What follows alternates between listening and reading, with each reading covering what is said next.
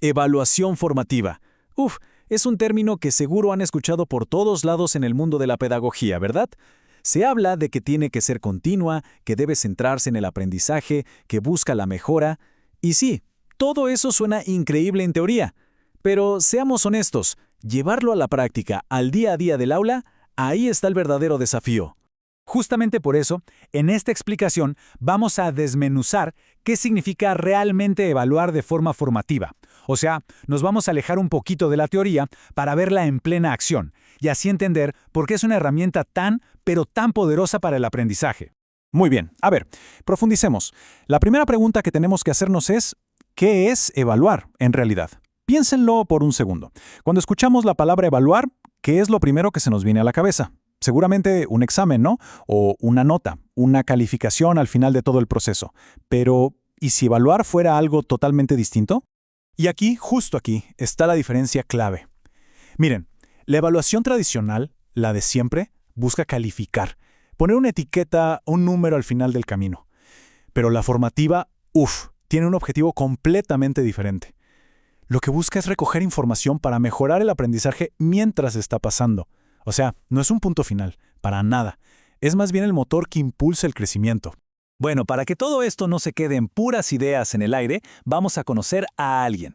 Ella es Amalia, una maestra de 4º grado, y su historia nos va a servir como una especie de guía para entender cómo funciona este enfoque, pero en el mundo real, en un salón de clases de verdad. El punto de partida de Amalia es fundamental. Para ella, el éxito no se mide en si termina el programa a tiempo o si la mayoría aprueba el examen. No. Su verdadera misión es que cada uno de sus estudiantes, uno por uno, mejore y desarrolle sus habilidades, partiendo justo desde donde está cada quien. Esto resume perfectamente su filosofía. A Amalia lo que de verdad le interesa es como meterse en la cabeza de sus estudiantes. Quiere entender cómo piensan, ver qué estrategias están usando, descubrir qué ideas ya traen con ellos.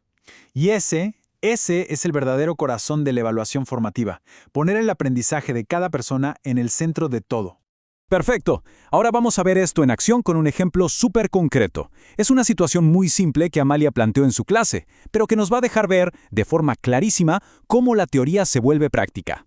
La tarea es bastante directa. Miren, Amalia les da a sus alumnos una hoja con un rectángulo dibujado, y la consigna es, divídanlo en 5 partes iguales, como si fuera una barra de chocolate para repartir entre amigos. Un ejercicio de fracciones que, a primera vista, parece muy sencillo. Mientras va caminando por el salón, Amalia se fija en el trabajo de uno de sus alumnos, Matías. Él ya dividió su rectángulo, pero hay un detalle. Una de las partes es mucho más pequeña que las otras 4. Y aquí es donde probablemente la mayoría de nosotros diría, oye, eso está mal. Pero ojo, fíjense bien en lo que hace Amalia.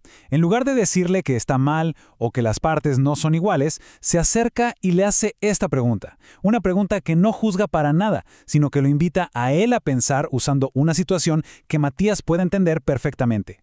¿Y qué pasa? La reacción de Matías es instantánea.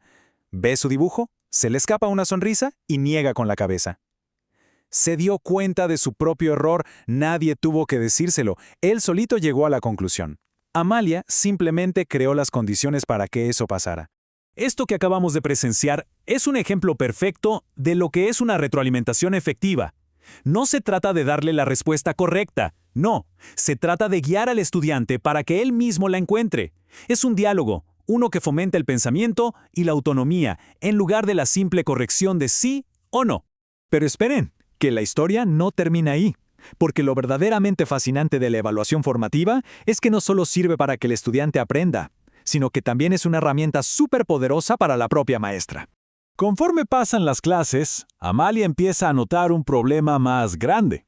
Ya no es solo Matías, hay un grupo importante de alumnos que no está avanzando como ella esperaba. Y esas actividades que preparó con tanto esmero, pues no están funcionando. Siente que no hay interés, que no hay participación. Ahora, en vez de pensar, ¡ay, a estos chicos no les interesa nada!, o culparlos a ellos, Amalia hace algo diferente. Empieza a cuestionarse a sí misma. Y la primera pregunta que se hace tiene que ver con su clarificación. A ver, ¿realmente tomé en cuenta lo que ellos ya sabían antes de empezar? Después, se pregunta por la relevancia de la actividad. O sea, quizás el ejemplo del chocolate funcionó de maravilla, pero ¿y las actividades que siguieron? ¿De verdad conectaban con el mundo de los estudiantes? ¿Eran significativas para ellos o solo un ejercicio abstracto para llenar el currículum? Y por último, reflexiona sobre su propio papel. Se pregunta si el apoyo que les está dando es el que de verdad necesitan. Quizá las preguntas que hace o la guía que ofrece no son las mejores para este grupo en específico. En pocas palabras, está analizando su propia forma de enseñar. Y este es el punto clave de todo esto. Una maestra como Amalia asume su parte de responsabilidad. Ve la falta de progreso de sus estudiantes no como una señal de que ellos fracasaron, sino como información valiosísima para ajustar y mejorar su propia enseñanza. Entonces, como vimos a través de la historia de Amalia, la evaluación formativa es en realidad una manera completamente nueva de entender la enseñanza y el aprendizaje. No es un extra, no es algo que se añade al final, es el mismísimo corazón de todo el proceso. Si tuviéramos que sacar la esencia de lo que pasó entre Amalia y Matías, podríamos resumirlo en estas 3 claves para dar una retroalimentación que de verdad funcione. Primero, fue oportuna, o sea, en el momento justo. Segundo, fue específica, hablaba de algo concreto, el chocolate. Y tercero, y quizá lo más importante, fue orientadora, le dio una pista, una pregunta para pensar, no la respuesta. Y esto nos lleva a la idea final, que es brillante. Con este modelo, la evaluación deja de ser ese examen temido al final del capítulo. Se convierte en algo que sucede todos los días, en cada pregunta que se hace, en cada charla. Está, por así decirlo, tejida en la tela del día a día en el salón. Y todo esto nos deja con una última pregunta para reflexionar. Si evaluar es aprender y la evaluación formativa es este ciclo constante de recoger información para mejorar, entonces, ¿quién aprende más? ¿El estudiante que aprende a corregirse y a pensar por sí mismo o la maestra que aprende a ser mejor en su trabajo?